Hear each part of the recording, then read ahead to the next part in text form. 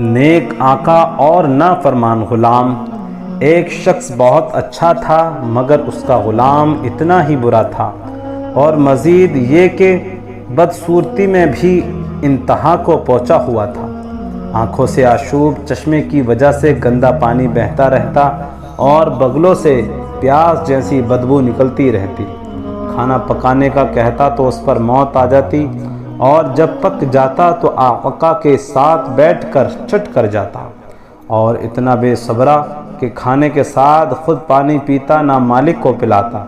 مار کٹائی بھی اس پر اثر نہ کرتی، ایسا منحوس کہ جس کام کو جاتا نامراد لوٹتا۔ کسی نے مالک کو کہا، اس منحوس کو کیوں رکھا ہوا ہے جس کا نہ منہ نہ تھن؟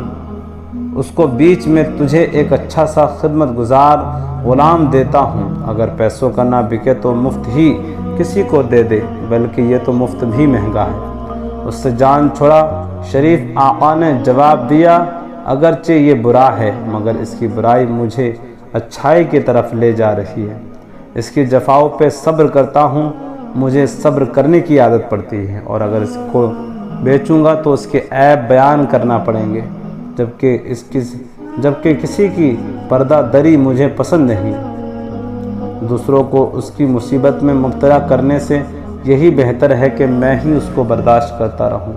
اسلام ہمیں اس بات کی تعلیم دیتا ہے کہ دوسروں کے لیے وہی چیز پسند کرو جو اپنے لیے کرتے ہو، اور جب یہ مجھے پسند نہیں تو اس کو دوسرے کے سر کیوں تھوپوں؟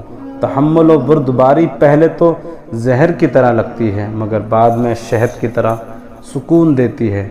اپنی پریشانی دوسروں کے سر ڈالنا اچھا نہیں، جہاں تک ممکن ہو ثواب سمجھ کر اس کو برداشت کیا جائے، اور دشمن کے لیے بھی خیر ہی کی دعا کی جائے۔ حکایت میں قرب قیامت کے اس دور میں بے شمار مسلمان ایسے ہیں کہ جو دوسروں کی تکلیف پر خوش ہوتے ہیں اور دوسرے بھائی کو آرام و سکون میں دیکھ کر حسد کی آگ میں جل اٹھتے ہیں۔ دوستو، حکایت پسند آئی ہے تو چینل کو سبسکرائب کریں، بیل آئیکن کو دبائیں اور کمنٹ میں اپنی رائے ضرور پیش کریں۔